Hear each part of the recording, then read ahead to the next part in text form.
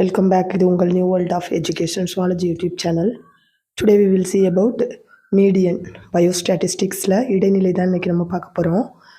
அதில் வந்து இண்டிவிஜுவல் சீரீஸை மட்டும் இன்றைக்கி பார்க்கலாம்.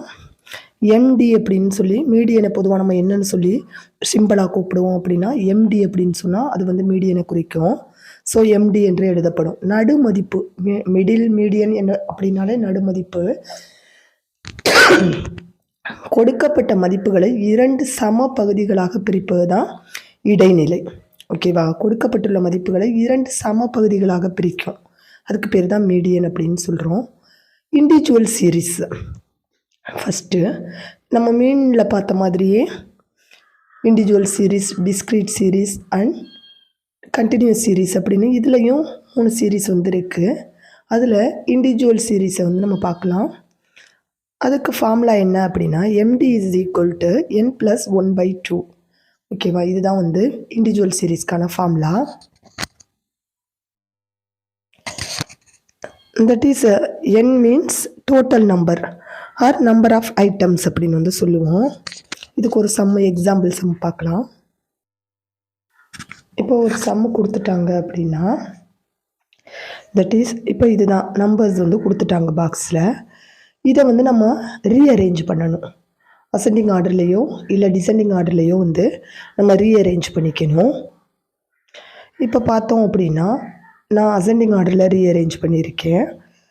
ஸோ ரீஅரேஞ்ச் பண்ணியாச்சு. பண்ணதும் இப்போ ஃபார்முலாவில் சப்ஸ்டியூட் பண்ண போகிறோம். MD is equal to n + 1/2. n + 1/2 அப்படின்னு சொல்லும்போது இப்போ n அப்படின்னா ஆல்ரெடி பார்த்துருந்தோம் டோட்டல் நம்பர் அப்படின்னு சொல்லிட்டு. இப்போ டோட்டல் நம்பர் என்னன்னு கவுண்ட் பண்ணோன்னா 1 2 3 4 5 6 7 8 9 10 11 வருது டோட்டல் நம்பர். அப்போ 11 + 1 லெவல் என்னுக்கு பதிலாக லெவல் போட்டோம். +1 ஃபார்முலாவில் இருக்குது /2 போட்டாச்சு. இப்போ 11 + 1 12/2. இப்போ ரெண்டையும் அடித்தோன்னா 6 2 12ன்னு அடிப்போம். ஸோ 6th வேல்யூ 6th அப்படின்னா 6 தான் ஆன்சர் அப்படின்னு சொல்லி போட்டுறக்கூடாது. இது மீடியன் மிடில் மதிப்பு, அதை வச்சு நம்ம கண்டுபிடிச்சிடலாம் சென்டரில் தான் வரும் அப்படின்னு சொல்லிட்டு. இப்போ 6th வேல்யூ என்ன அப்படின்னு இப்போ கவுண்ட் பண்ணணும். 1 2 3 4 5 6 அண்டு இங்கேருந்து கவுண்ட் பண்ணி வந்தாலும் 1 2 3 4 5 6 எங்கேருந்து கவுண்ட் பண்ணி வந்தாலும் கரெக்டாக அந்த 14 தான் 6th வேல்யூவாக வருது. நீங்கள் கவுண்ட் பண்ணி பார்த்தாலே தெரியும். ஸோ ஆன்சர் வந்து 14. இது எதுலேருந்து நம்ம எடுக்கணும்னா ரீஅரேஞ்ச் பண்ணி வச்சுருக்கோம் பார்த்தீங்களா, அதுலேருந்து தான். அதுக்காக தான் அந்த நம்பர்ஸை ரீஅரேஞ்ச் பண்ணுறோம். ஓகேவா? நீங்கள் பாக்ஸில் கொடுத்தபடி அதில் போய் நீங்கள் சென்டர் பண்ணி இப்போ லெவல் இருக்குது இங்கிட்ட 5 அங்கிட்ட 5 பிரிச்சுட்டு நடுவில் உள்ள நம்பர் அப்படின்னு சொல்லி போட்டுருவீங்க. அதுதான் மேஜர் மிஸ்டேக் நம்ம செய்கிறது. ரீஅரேஞ்ச் பண்ணிவிட்டு இந்த ஃபார்முலாவை சப்ஸ்டியூட் பண்ணி அதுலேருந்து வர்ற அந்த நம்பர் என்னவோ அதில் கவுண்ட் பண்ணி அதில் வர்றதை ரீஅரேஞ்ச் பண்ணி வச்சுருக்க நம்பர்ஸ்லேருந்து நம்ம எடுக்கணும். ஓகேவா? அதுதான் வந்து ஆன்சர், கரெக்டான ஆன்சர். மேக்ஸிமம் இந்த பிஜிடிஆர்பியில் வந்து நம்மளுக்கு மேக்ஸுக்கு ரிலேட்டடாக வந்து கொஸ்டின் அந்தளவுக்கு வராது. இப்போ பயோஸ்டாட்டு தான் நம்மளுக்கு இருக்கிற ஒரே மேக்ஸு.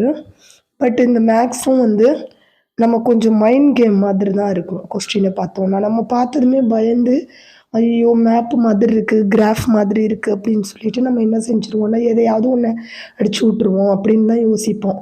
ஆனால் நல்லா பார்த்தோன்னா ஒரு கிராஃப் மாதிரி வருது அப்படின்னா அது கம்பேரிட்டிவ் மெத்தடில் இருக்கும். ஒரு கம்பேரிசன் பண்ணி பார்த்தோம் அப்படின்னா நம்மளுக்கு புரிஞ்சிடும். இல்லை ஒரு பாப்புலேஷன் இன்க்ரீஸ் ஆகுது, அந்த மாதிரி ஏதோ ஒரு தீம் வந்து நம்மளுக்கு தெரிஞ்ச ஒன்று நம்ம தியரிட்டிக்கலாக படிச்சுட்டு அங்கே என்ன பண்ணியிருக்காங்கன்னா ஒரு டயக்ராம் ஆக்கி கொடுத்துருப்பாங்க. நம்ம கொஞ்சம் யோசித்தோம் அப்படின்னா அது ரொம்ப இன்டீரியராலாம் அந்த கொஸ்டின் இருக்கவே இருக்காது. நம்ம தியரிட்டிக்கலாக படித்த ஒன்றை கொஞ்சம் அவங்க வந்து மேப் மாதிரி கொடுத்து நம்மளை கன்ஃபியூஸ் பண்ணுறாங்க தவிர ரொம்ப இன்டீரியரெல்லாம் எடுக்கிறது கிடையாது பயோஸ்டாட்டை பொறுத்தவரை. ஸோ அதனால் பயோஸ்டாட்டை பார்த்து பயப்பட தேவையில்லை. உங்களுக்கு இந்த மீடியனை பொறுத்தவரை கொஸ்டின் வந்துச்சு அப்படின்னா கண்டிப்பாக இந்த இண்டிவிஜுவல் சீரீஸ்லேருந்து மட்டும்தான் வரும். ஒரு 98% சொல்ல முடியும். ஏன் அப்படின்னா மற்ற டிஸ்க்ரீட்டாக இருக்கட்டும் இல்லை கண்டினியூஸ் சீரீஸாக இருக்கட்டும், அது வந்து சம் போடுறதுக்கு டைம் ஆகும். குமுலேட்டிவ் ஃப்ரீக்வென்சி கண்டுபிடிக்கணும். டைம் எடுக்கும். அவங்க கொடுத்துருக்க டயத்துக்குள்ளே கண்டிப்பாக நம்மளால் ஒரு கொஸ்டினுக்கு 3 மினிட்ஸ் கணக்கு தான் வைப்பாங்க. 4 மினிட்ஸ் ஆர் 3 மினிட்ஸ் தான். அதுக்குள்ளே நம்ம போட முடியும் அப்படின்னா அது வந்து மீடியனில் இந்த இண்டிவிஜுவல் சீரீஸை மட்டும்தான் போட முடியும். ஸோ சம் ரிலேட்டடாக வருது அப்படின்னா கண்டிப்பாக இந்த இண்டிவிஜுவல் சீரீஸுக்கு ரிலேட்டடாக தான் வரும். ஸோ மற்றதும் நம்ம வந்து கண்டிப்பாக நடத்திடுவோம். டிஸ்க்ரீட் அண்ட் கண்டினியூஸ் சீரீஸ் கண்டிப்பாக நடத்திடுவோம். இருந்தாலும் நீங்கள் இந்த 3ஐயும் படிக்கணும் அப்படிங்கும்போது எதுக்கு இம்பார்ட்டன்ட் கொடுக்கணும்னா, இந்த இண்டிவிஜுவல் சீரீஸை வந்து கொஞ்சம் நல்லா இம்பார்ட்டன்ட் கொடுத்து பார்த்துக்கோங்க. ஓகே ஃப்ரெண்ட்ஸ், இந்த சேனல் உங்களுக்கு பிடிச்சிருந்தா லைக் பண்ணுங்கள், ஷேர் பண்ணுங்கள் அண்ட் சப்ஸ்கிரைப் பண்ணுங்கள். கூடவே உங்களோட கமெண்ட் பாக்ஸில் சொல்லுங்கள். உடம்பு சரியில்லை, அதனால தான் கொஞ்ச நாளாக நான் வீடியோவே போடலை. இப்போ கொஞ்சம் பரவாயில்ல, முடிஞ்ச அளவுக்கு வீடியோ ரெகுலரைஸ் பண்ணுறேன். உடம்பு இன்னும் க்யூர் ஆகலை. இருந்தாலும் கேட்டுக்கிட்டே இருந்தீங்க, எனக்கும் ரொம்ப கேப் விட்ட மாதிரி இருக்குது. அதனால தான் சரி அப்படின்னு சொல்லிட்டு இன்றைக்கி வீடியோ போட்டேன். நான் நல்லா க்யூர் ஆகிட்டேன்னா ரெகுலராக கண்டிப்பாக வீடியோ வந்து அப்லோட் பண்ணுறேன். தேங்க்யூ.